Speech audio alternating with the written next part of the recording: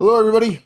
Welcome back for another dispatch. I hope you all had a good New Year celebration. We are now officially moving through the second quarter of the 21st century.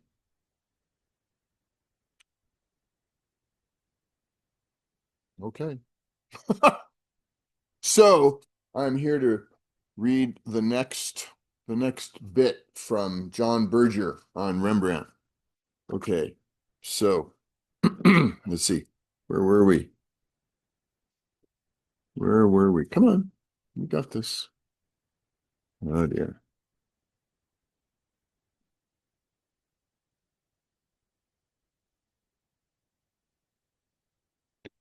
The essential, this is where I left off, but okay. The essential character of oil painting has been obscured by an almost universal misreading. We, yes, an almost universal misreading of the relationship between its tradition and its masters. Certain exceptional artists, in exceptional circumstances, broke free of the norms of the tradition and produced work that was diametrically opposed to its values. Yet these artists are acclaimed as the tradition's supreme representatives, a claim which is made easier by the fact that after their death, the tradition closed around their work, incorporating minor technical innovations and continuing as though nothing of principle had been disturbed. This is why Rembrandt or Vermeer or Poussin or Chardin or Goya or Turner had no followers, but only superficial imitators. From the tradition, a kind of stereotype of the great artist has emerged. This great artist, whose lifetime is consumed by struggle, partly against material circumstances, partly against himself. He is imagined as a kind of Jacob wrestling with an angel. The examples extend from Michelangelo to Van Gogh. In no other culture has the artist been thought of in this way. Why then in this culture? We have already referred to the exigencies of the open art market, but the struggle was not only to love. Each time a painter realized that he was dissatisfied with the limited role of painting as a celebration of material property and of the status that accompanies it, he inevitably found himself struggling with the very language of his own art as understood by the tradition of his calling. The two categories of exceptional works and average, typical works are essential to our argument, but they cannot be applied mechanically as critical criteria.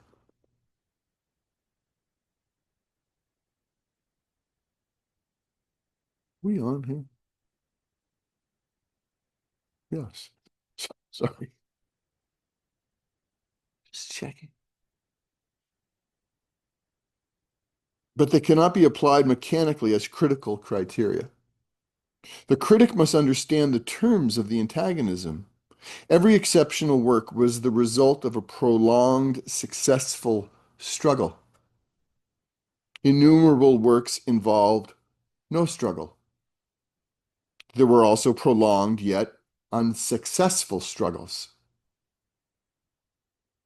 To be an exception, a painter whose vision had been formed by this tradition, and who has probably studied as an apprentice or student from the age of 16, needed to recognize his vision for what it was, and then to separate it from the usage for which it had been developed.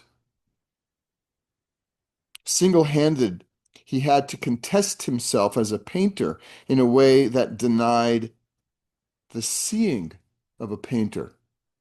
This meant that he saw himself doing something that nobody else could foresee. The degree of effort required is suggested in two self-portraits by Rembrandt. The first was painted in 1634. I'll include them in the email. The first was painted in 1634 when he was 28. The second 30 years later. But the difference between them amounts to something more than the fact that age has changed the painter's appearance and character. The first painting occupies a special place in, as it were, the film of Rembrandt's life. He painted it in the first year of his marriage. In it, he is showing off Saskia, his bride. Within 6 years, she will be dead. The painting is cited to sum up the so-called happy period of the artist's life. Yet if one approaches it now without sentimentality, one sees that it employs the traditional methods for their traditional purposes. His individual style may be becoming recognizable, but it is no more than the style of a new performer playing a traditional role. The painting as a whole remains an advertisement for this sitter's good fortunes, prestige, and wealth. In this case, Rembrandt's own. And like all such advertisements, it is heartless. In the later painting, he has turned the tradition against itself.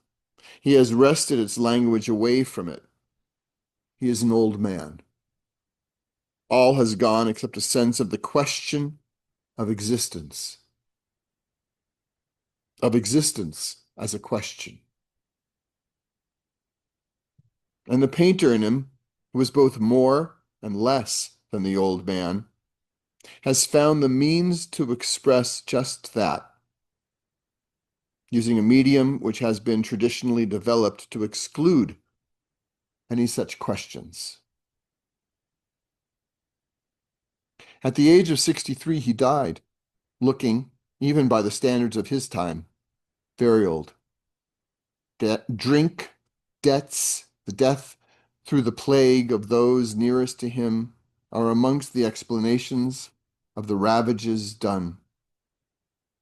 But the self-portraits hint at something more.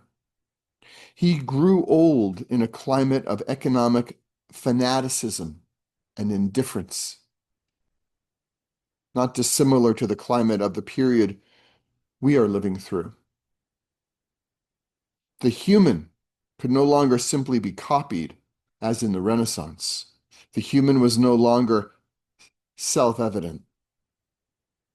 It had to be found in the darkness. Rembrandt himself was obstinate, dogmatic, cunning, capable of a kind of brutality. Do not let us turn him into a saint. And he was looking for a way out of the darkness. He drew because he liked drawing. It was a daily reminder of what surrounded him. Painting, particularly in the second half of his life, was for him something very different. It was a search for an exit from the darkness. Perhaps the drawings, with their extraordinary lucidity, have prevented us seeing the way he really painted. He seldom made preliminary drawings. He began painting straight away on the canvas. There's little of either linear logic or spatial continuity in his paintings. If the pictures convince, they do so because details, parts emerge and come out to meet the eye. Nothing is laid out before us as it is in the work of his contemporaries like Roysdale, or Vermeer. Whereas in his drawings he was a total master of space, of proportion, the physical world he presents in his paintings is seriously dislocated. In art studies about him, this has not been emphasized enough, perhaps because one needs to be a painter rather than a scholar to perceive it clearly.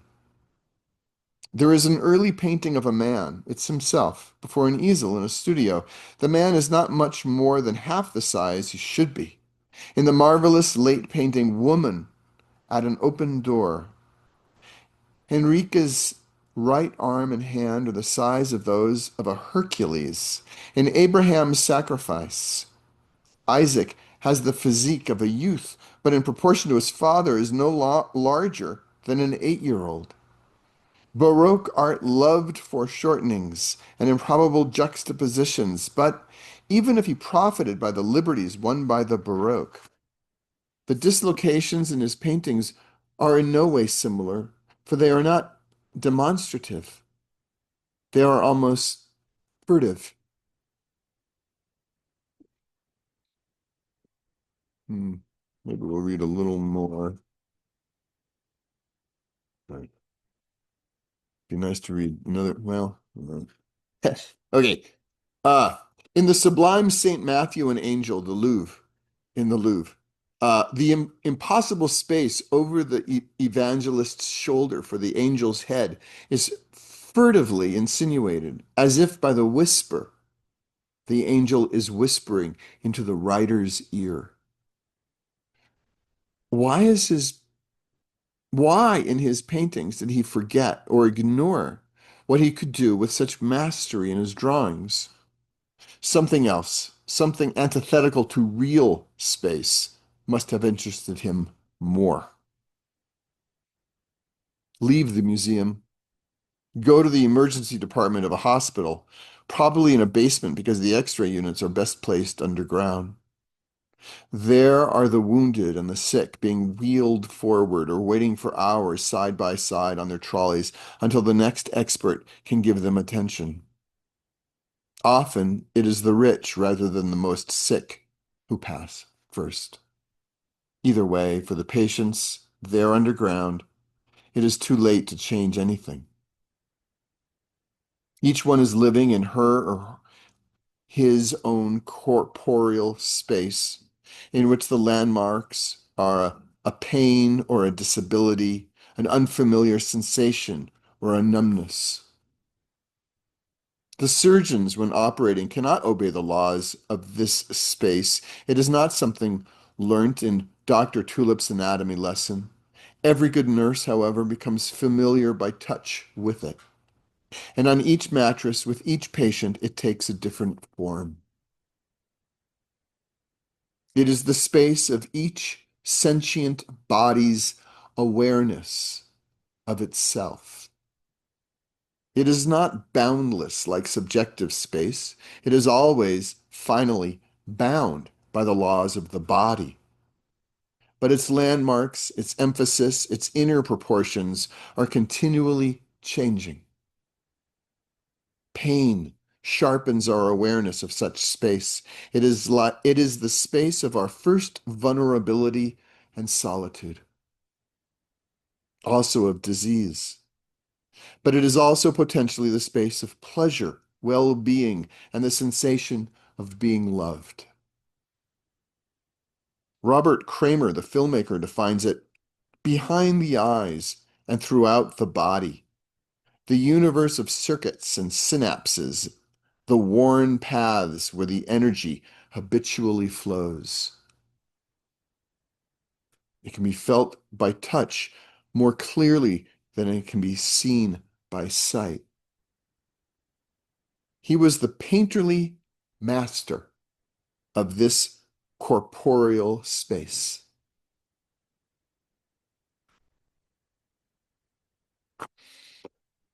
All right, I'm going to pause there. We'll continue this section. He moves into the painting he does of Bathsheba reading David's letter. It's beautiful. And then woman bathing. I mean, they're great, but I'll pause. Okay.